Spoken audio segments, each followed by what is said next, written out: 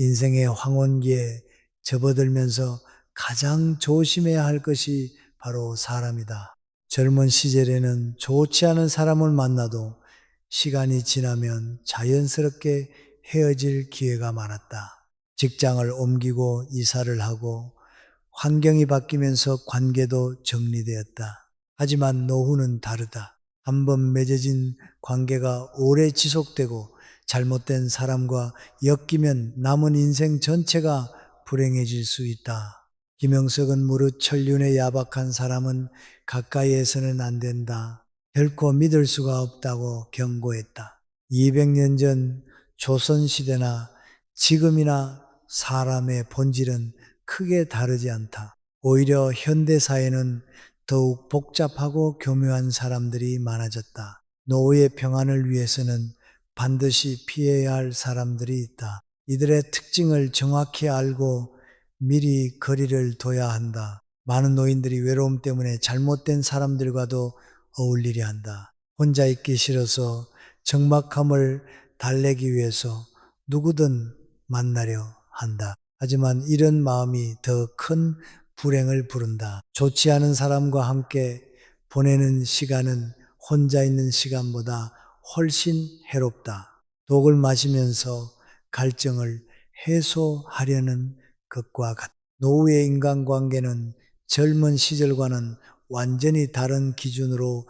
판단해야 한다. 이제는 미래를 위한 투자가 아니라 현재의 평안을 위한 선택이다. 에너지를 소모시키는 관계보다는 마음을 편안하게 해주는 관계가 중요하다. 자존감을 깎아내리는 사람보다는 존중해주는 사람이 필요하다. 그렇다면 구체적으로 어떤 사람들을 피해야 할까? 오늘은 노후에 절대 어울리면 안 되는 6가지 유형의 사람들을 살펴보려 한다.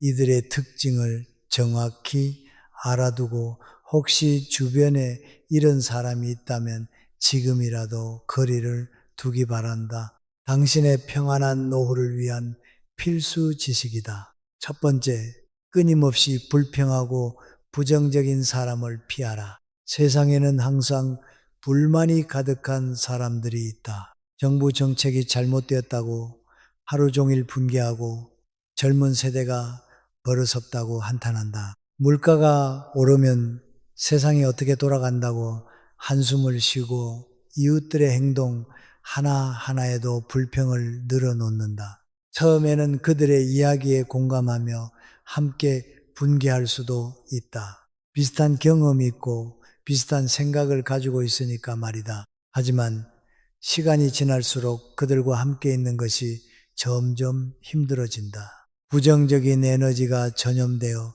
자신도 모르게 우울해지고 세상을 어둡게 보게 된다. 이런 사람들의 가장 큰 문제는 해결책에는 관심이 없다는 것이다.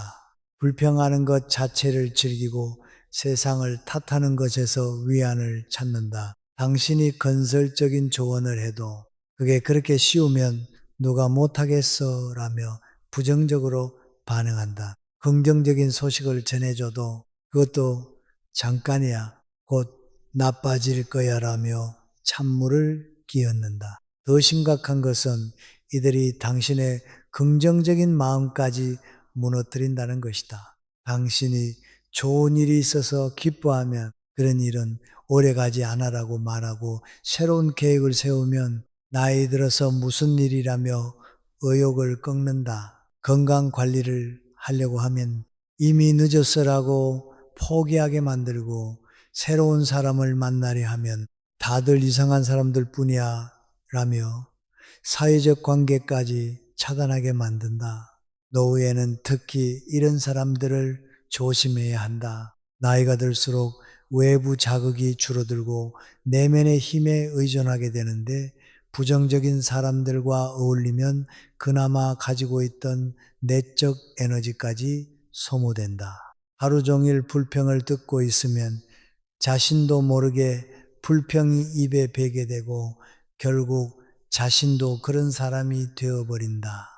또한 이런 사람들은 주변의 다른 좋은 사람들까지 멀어지게 만든다. 긍정적이고 건전한 사람들은 부정적인 사람들을 피하려고 하기 때문이다. 결국 부정적인 사람들과만 어울리게 되고 악순환이 반복된다. 부정적인 사람들의 또 다른 특징은 과거에만 매달린다는 것이다. 예전에는 그렇지 않았는데 우리 때는 말이야 라며 현재를 부정하고 과거만 미워한다. 변화하는 세상을 받아들이지 못하고 계속 저항한 이런 태도는 자신을 더욱 고립시키고 시대에 뒤떨어지게 만든다. 그렇다면 이런 사람들을 어떻게 구분할 수 있을까? 만나서 대화해 보면 금세 알 수 있다. 대화의 90%가 불평과 한탄이고 긍정적인 이야기는 거의 하지 않는다. 웃는 일이 거의 없고 항상 표정이 어둡다. 다른 사람의 성공담을 들으면 시기하거나 폄하한다. 미래에 대한 계획이나 꿈이 전혀 없고 오직 현재의 불만을 토로한다. 만약 주변에 이런 사람이 있다면 점진적으로 거리를 두어야 한다. 갑자기 관계를 끊으면 감정의 상처가 될 수 있으니 만나는 횟수를 서서히 줄여 나가라. 전화를 받지 않거나 만남을 거절할 때는 다른 일정이 있다고 자연스럽게 둘러대라. 그리고 혹시 자신도 그런 사람이 되지 않았는지 돌아볼 필요가 있다. 나이가 들면 자연스럽게 불평이 늘어날 수 있다. 몸이 아프고 세상이 변하고 젊은 시절과 다른 것들이 많아지니까 말이다. 하지만 의식적으로 노력해서 긍정적인 마음을 유지해야 한다. 불평보다는 감사를, 한탄보다는 희망을 택하라. 김영석은 유배 생활 18년 동안 수많은 어려움을 겪었지만 부정적인 마음에 매몰되지 않았다. 대신 그 시간을 학문에 정진하는 기회로 삼았고 후세에 남을 훌륭한 저작들을 완성했다. 현실이 어려워도 마음만큼은 희망을 잃지 않았기 때문에 가능한 일이었다. 두 번째, 돈이나 이익만 추구하는 사람을 멀리하라. 노후에는 경제적 능력이 제한되다 보니 돈에 대한 불안감이 커진다. 이런 심리를 악용하는 사람들이 있다. 겉으로는 친구나 지인으로 접근하지만 속으로는 당신의 재산이나 경제적 도움만을 노린다. 이런 사람들과 어울리면 결국 경제적 손실은 물론 마음의 상처까지 입게 된다. 돈만 추구하는 사람들의 특징은 뚜렷하다. 처음 만날 때부터 당신의 경제 상황을 탐색한다. 어디에 살고 연금을 얼마나 받고 자녀들이 얼마나 잘 사는지 넌지시 물어본다. 대화 중에도 돈과 관련된 이야기를 자주 꺼내고 투자나 재테크에 대한 정보를 주고받으려 한다. 이들은 시간이 지나면서 점점 노골적으로 변한다. 처음에는 좋은 투자처가 있는데 같이 해보지 않겠냐며 제안하고 나중에는 급한 일이 생겨서 잠시 돈을 빌려달라고 부탁한다. 거절하면 친구 사이에 그럴 수 있냐며 감정적으로 호소하고 그래도 안 되면 다른 핑계를 대서 계속 접근한다. 특히 요즘에는 각종 투자 사기나 다단계 판매 등이 성행하고 있어서 더욱 주의해야 한다. 확실한 수익을 보장한다. 원금 손실 걱정 없다. 지금 이 마지막 기회다. 같은 말로 유혹한다. 노인들의 경제적 불안감을 자극해서 성급한 판단을 유도한다. 또 다른 유형은 상속이나 재산 분할을 노리는 사람들이다. 자녀나 친척 중에도 이런 사람들이 있을 수 있다. 평소에는 연락도 잘하지 않다가 갑자기 자주 찾아와서 안부를 묻고 선물을 가져온다. 하지만 그들의 진정한 관심은 당신의 재산이 어디에 얼마나 있는지, 유언장은 어떻게 작성할 건지다. 이런 사람들과 어울리면 항상 경계해야 하고 의심해야 하고 계산해야 한다. 순수한 인간관계를 맺을 수 없고 진정한 마음의 평화를 얻을 수 없다. 그들과 함께 있으면서도 외로움을 느끼게 되고 결국 더 큰 상실감에 빠진다. 돈만 추구하는 사람들을 구분하는 방법은 그들의 관심사를 보면 된다. 당신의 건강이나 마음 상태에는 별로 관심이 없고 오직 경제적인 부분에만 집중한다. 당신이 아파도 병원비가 얼마나 들었는지 먼저 묻고 좋은 일이 있어도 돈벌이와 연결해서 생각한다. 또한 이들은 다른 사람들에 대해서도 돈으로 평가한다. 그 사람은 돈이 많아서 좋겠다. 저 집은 가난해서 별로다 같은 말을 자주 한다. 사람의 가치를 경제력으로만 판단하고 돈이 없는 사람들을 무시하거나 관심을 두지 않는다. 만약 이런 사람을 만났다면 즉시 거리를 둬야 한다. 망설이거나 미안해하지 말라. 그들은 당신을 진정한 친구로 생각하지 않는다. 오직 이용할 수 있는 대상으로만 본다. 당신이 더 이상 쓸모없다고 판단되면 언제든지 등을 돌릴 사람들이다. 경제적 도움을 요청받았을 때는 단호하게 거절하라. 지금은 여유가 없다. 투자는 하지 않기로 했다. 가족과 상의해 봐야 한다. 같은 말로 명확하게 선을 그어라. 한 번 들어주면 계속해서 요구가 이어진다. 하지만 모든 경제적 이야기를 나누는 사람이 나쁜 것은 아니다. 건전한 재테크 정보를 나누거나 생활비 절약 방법을 공유하는 것은 유익할 수 있다. 중요한 것은 그 사람의 진정한 의도가 무엇인지 파악하는 것이다. 정보를 나누려는 것인지 아니면 당신을 이용하려는 것인지 구분해야 한다. 진정한 친구라면 당신의 경제적 어려움을 알아도 부담을 주지 않는다. 오히려 도움을 주려고 하거나 최소한 이해하려고 노력한다. 반대로 이용하려는 사람들은 당신의 어려움을 약점으로 여기고 더욱 교묘하게 접근한다. 김영석은 옳지 못한 재물은 오래 지킬 수 없다고 했다. 정직하지 못한 방법으로 얻은 돈은 결국 잃게 되고 그 과정에서 더 큰 손해를 본다는 뜻이다. 마찬가지로 돈만을 목적으로 하는 관계는 오래 지속될 수 없고 결국 양쪽 모두에게 해가 된다. 노후의 인간관계에서는 경제적 이익보다 정서적 만족이 더 중요하다. 함께 있으면 마음이 편해지고 대화하면 즐거움을 느끼고 서로를 진심으로 걱정해주는 관계가 진정한 보물이다.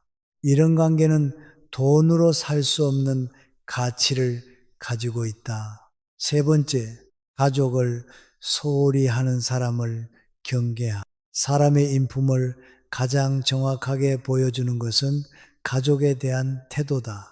가족을 소홀히 하고 홀대하는 사람은 결국 다른 사람들에게도 그런 태도를 보인다. 특히 노후에는 이런 사람들과 어울리면 안 된다. 그들의 차갑고 이기적인 성향이 당신에게도 전염될 수 있기 때문이다. 무릇 불효자는 가까이 하지 말고 형제끼리 우애가 깊지 못한 사람도 가까이 해서는 안 된다고 명확히 경고했다. 가족에게 불효하거나 형제간 우애가 없는 사람은 근본적으로 인간관계에 문제가 있다는 뜻이다. 이런 사람들과 진정한 우정을 나눌 수 있다고 기대하는 것은 착각이다. 가족을 소홀히 하는 사람들의 특징은 다양하다. 부모가 아파도 병문안을 가지 않거나 가도 형식적으로만 하고 빨리 자리를 뜬다. 명절이나 가족 모임에 참석하지 않거나 참석해도 불평만 늘어놓는다. 형제 자매들과는 거의 연락하지 않고 연락하더라도 필요할 때만 한다. 특히 눈에 띄는 것은 부모나 배우자를 험담하는 사람들이다.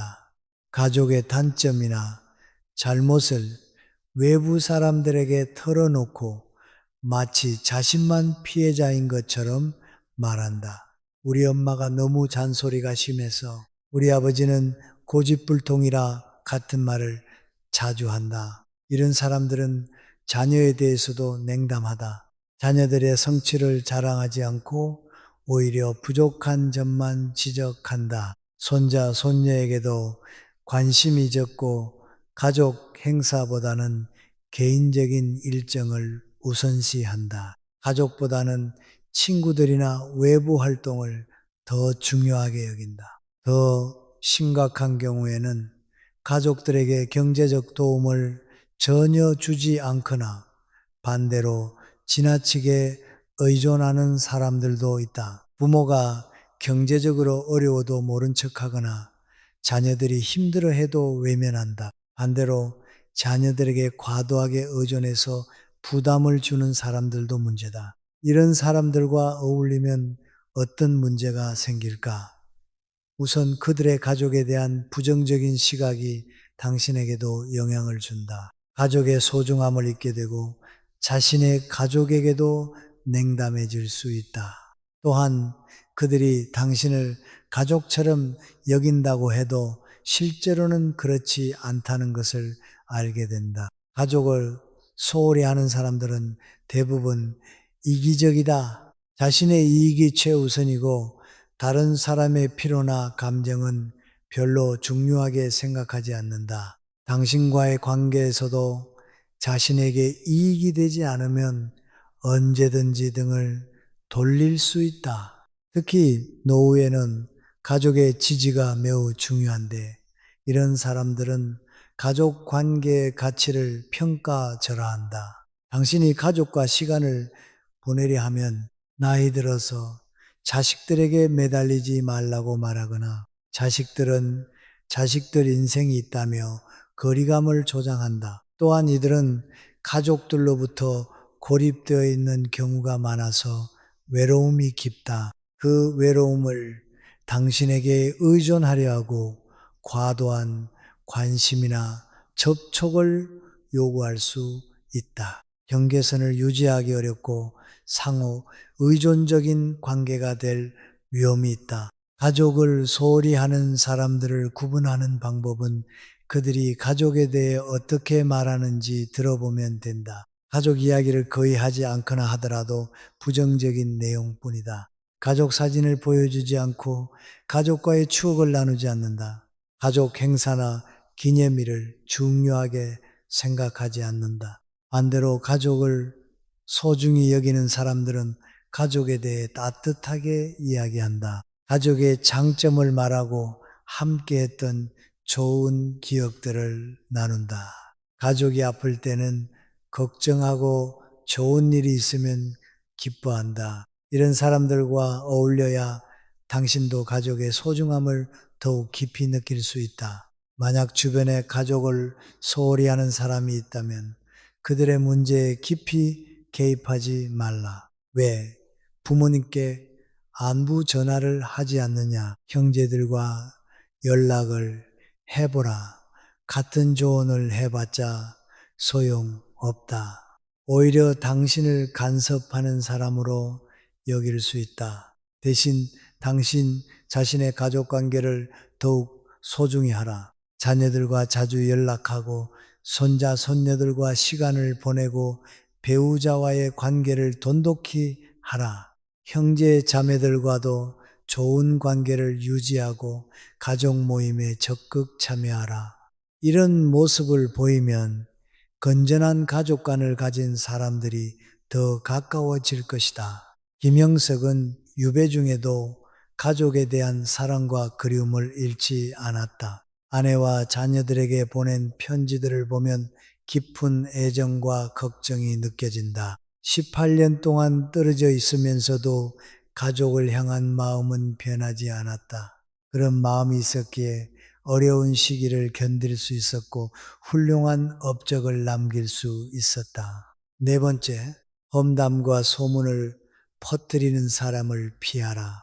노후에는 시간적 여유가 생기면서 이런저런 이야기를 나누는 시간이 많아진다. 하지만 그 이야기가 다른 사람에 대한 험담이나 확인되지 않은 소문이라면 문제가 된다. 이런 이야기를 즐기는 사람들과 어울리면 자신도 모르게 험담의 주인공이 되거나 소문의 유포자가 될 수 있다. 험담꾼들의 특징은 뚜렷하다. 만나자마자 다른 사람들의 사생활이나 문제점을 이야기한다. 들었어. 저 집 며느리가 어디서 듣기로는 그 사람이 확인되지 않은 이야기도 마치 사실인 것처럼 전한다. 이들은 특히 다른 사람의 불행이나 실패담을 좋아한다. 누군가 사업에 실패했다거나 자녀가 문제를 일으켰다거나 건강에 이상이 생겼다는 이야기를 들으면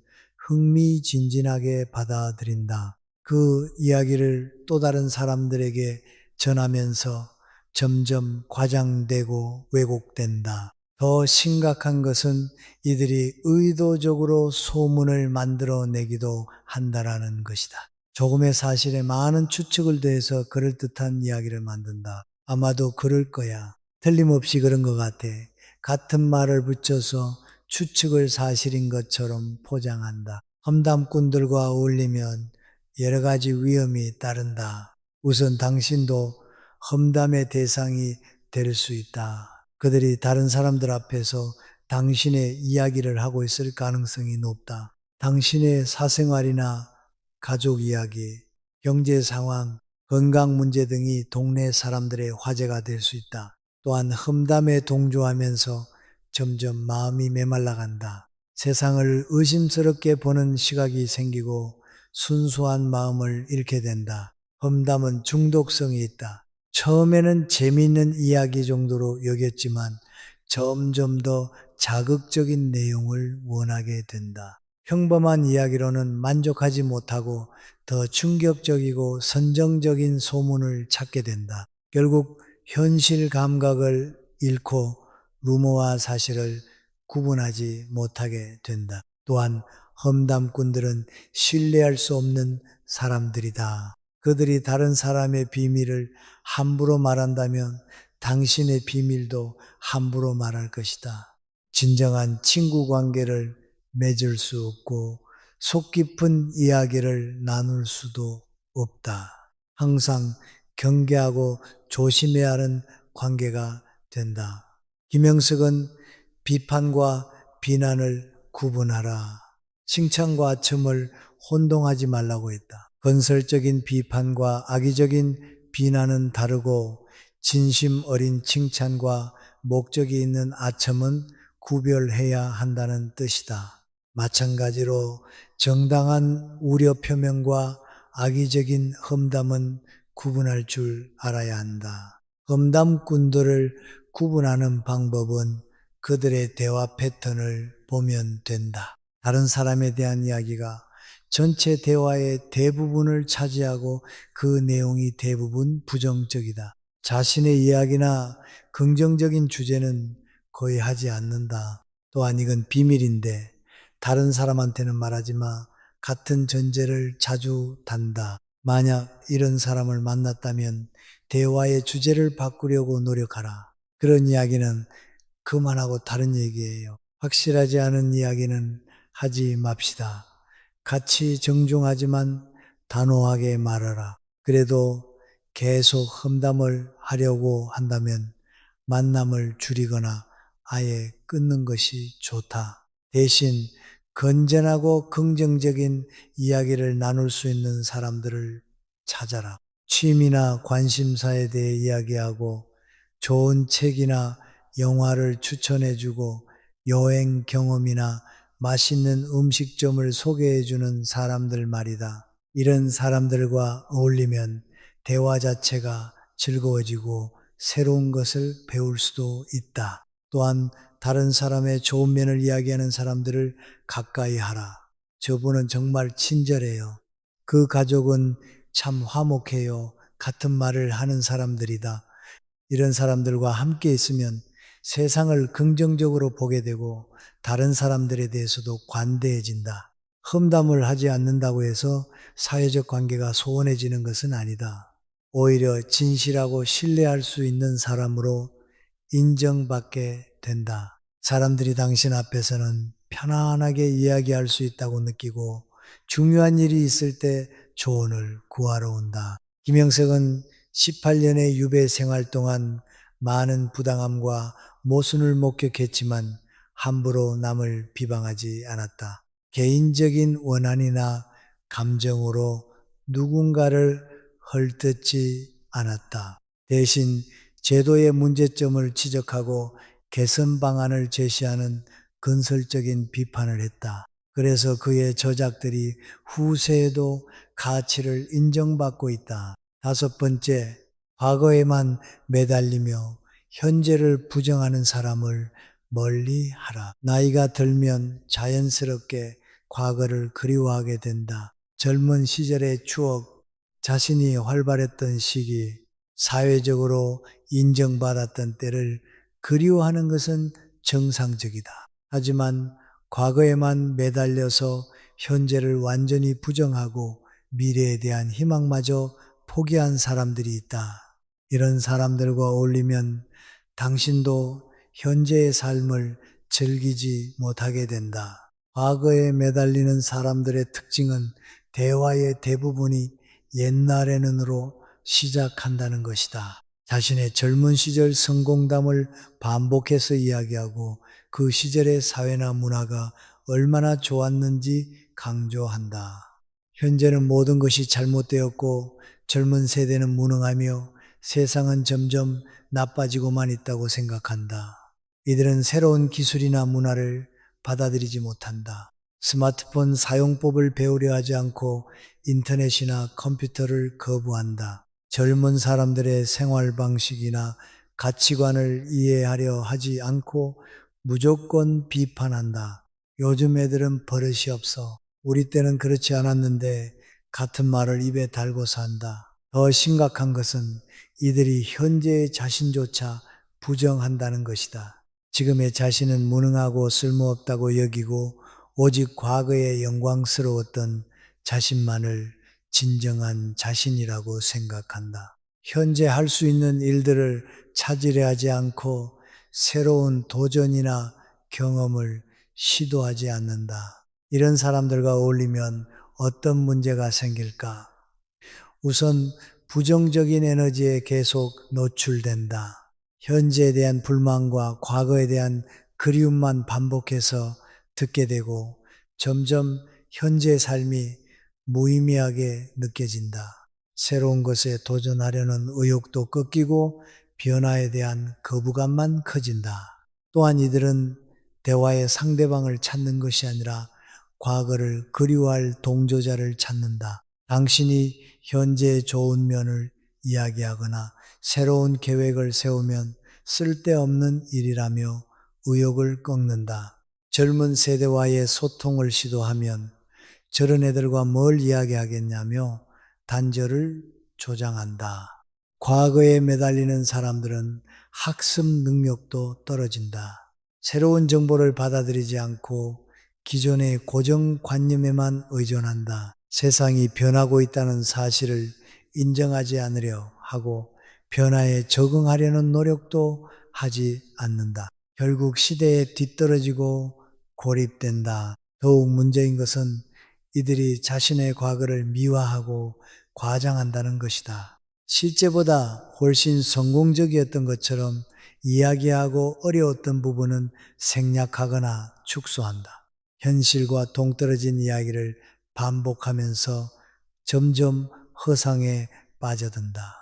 과거에 매달리는 사람들을 구분하는 방법은 그들의 관심사를 보면 된다. 현재 일어나는 일들에는 관심이 없고 오직 과거의 이야기만 한다. 새로운 뉴스나 정보에는 부정적으로 반응하고 변화하는 사회 현상을 받아들이지 못한다. 또한 미래에 대한 계획이나 꿈이 전혀 없다. 이제 나이도 많은데 뭘 하겠어라며 모든 가능성을 차단한다. 건강관리나 자기 개발에도 관심이 없고 오직 현상 유지에만 만족한다. 만약 이런 사람을 만났다면 적당한 선에서 대화를 마무리하라. 과거 이야기를 완전히 차단할 필요는 없지만 그것이 대화의 전부가 되지 않도록 하라. 그때는 정말 좋으셨겠어요? 그런데 요즘은 어떤 일을 하고 계세요? 같이 현재로 화제를 돌려보라. 자신도 과거에만 매달리지 않도록 주의하라.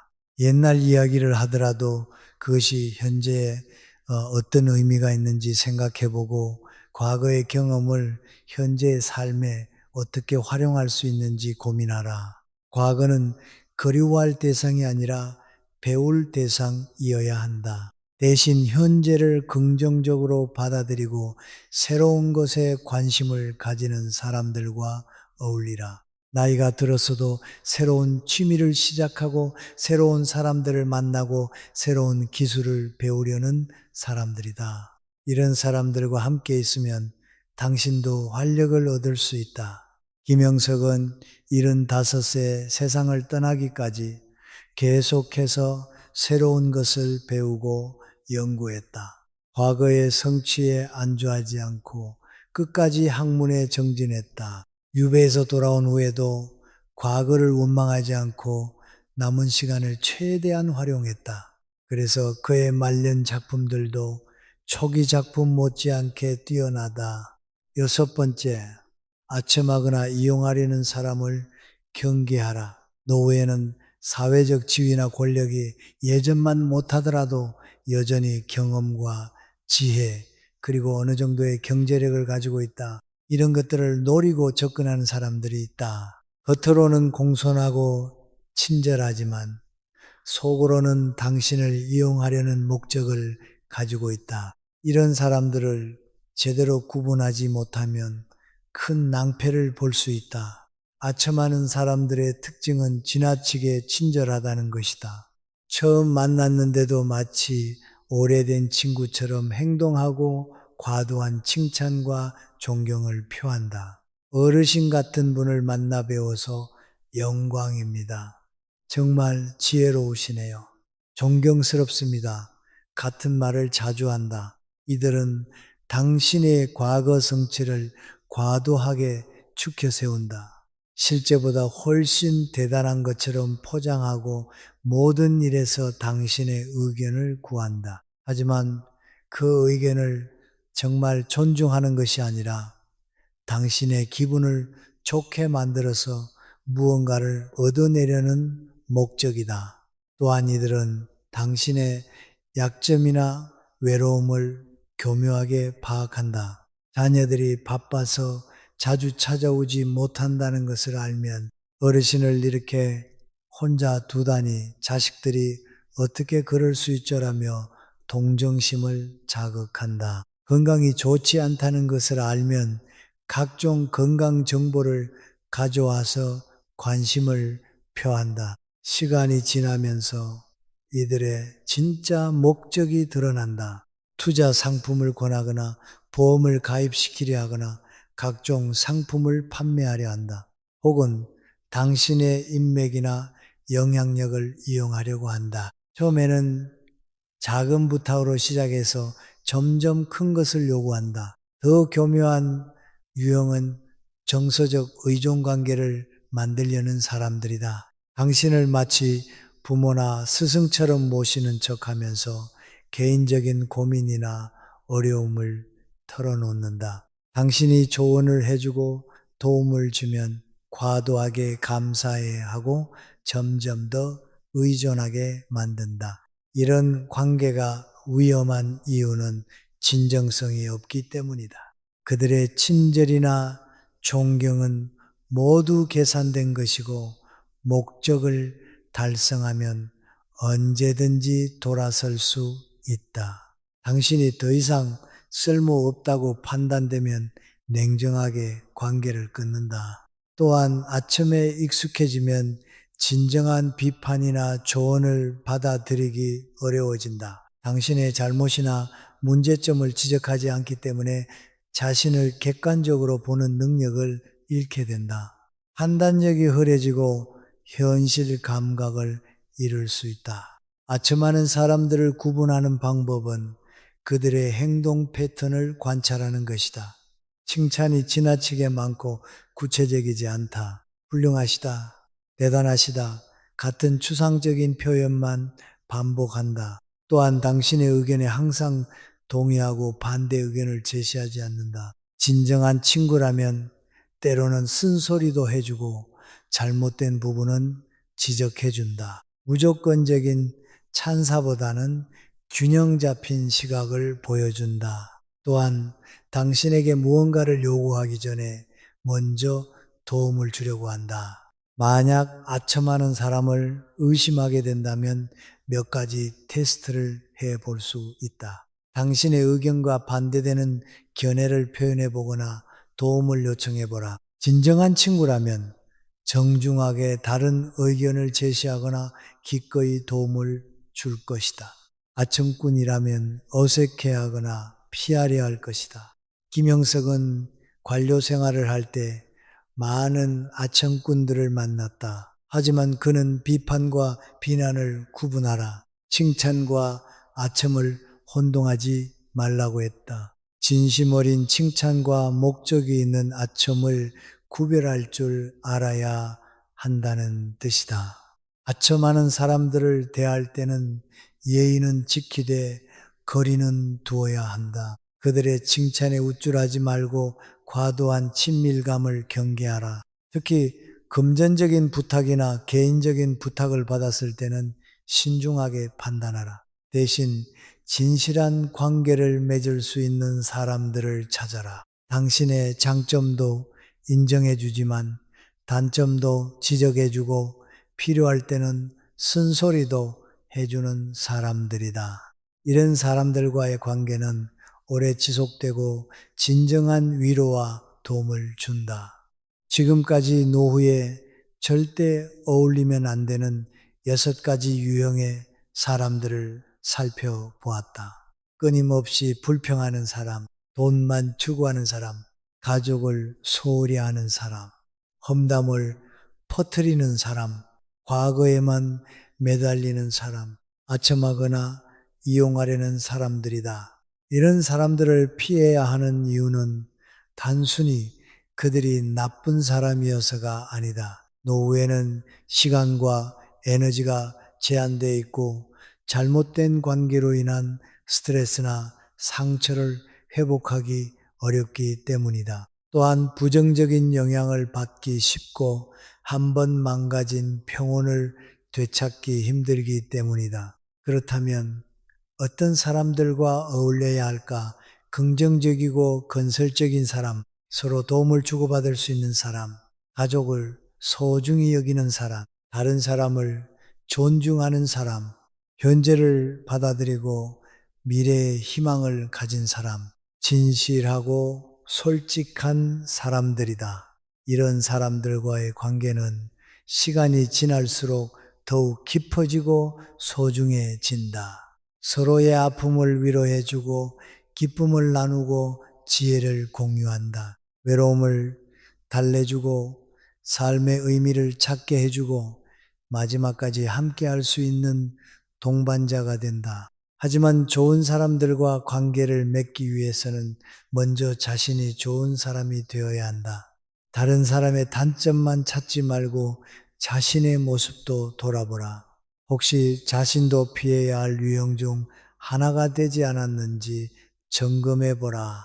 불평만 하고 있지는 않은지, 다른 사람을 이용하려고 하지는 않은지, 가족을 소홀히 하고 있지는 않은지, 험담에 동조하고 있지는 않은지, 과거에만 매달리고 있지는 않은지, 다른 사람에게 아첨하거나 아첨을 즐기고 있지는 않은지 솔직하게 자신을 돌아보라. 김영석이 이런 5년의 생을 마감하면서 남긴 것은 원망이나 후회가 아니라 감사와 사랑이었다. 어려운 시기를 겪었지만 좋은 사람들과의 관계를 통해 위로를 받았고 그 사랑을 후세에 전했다. 그의 마지막 시, 회원시를 보면 아내에 대한 깊은 사랑과 가족에 대한 그리움이 느껴진다. 노후의 인간관계는 양보다 질이 중요하다. 많은 사람을 알고 지내는 것보다 몇 명이라도 진심으로 마음을 나눌 수 있는 사람이 있는 것이 더 소중하다. 피해야 할 사람들을 멀리하고 좋은 사람들과 깊은 관계를 맺어라. 그리고 무엇보다 자신의 마음의 평화를 지켜라.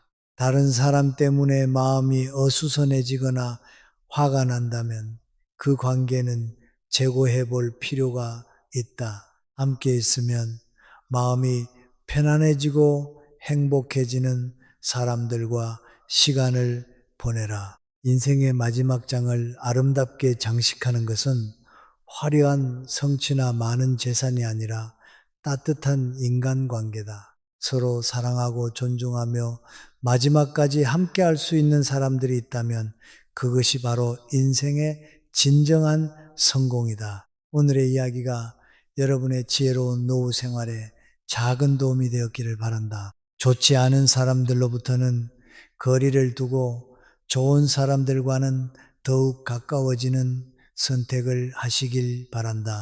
그래서 여러분의 황혼이 진정으로 평안하고 아름답기를 기원한다. 오늘의 이야기는 여기까지입니다. 끝까지 함께 해주신 여러분께 진심으로 감사드립니다. 저희는 앞으로도 마음에 울림을 주고 삶의 길을 밝혀주는 지혜로운 한마디를 전해드리겠습니다.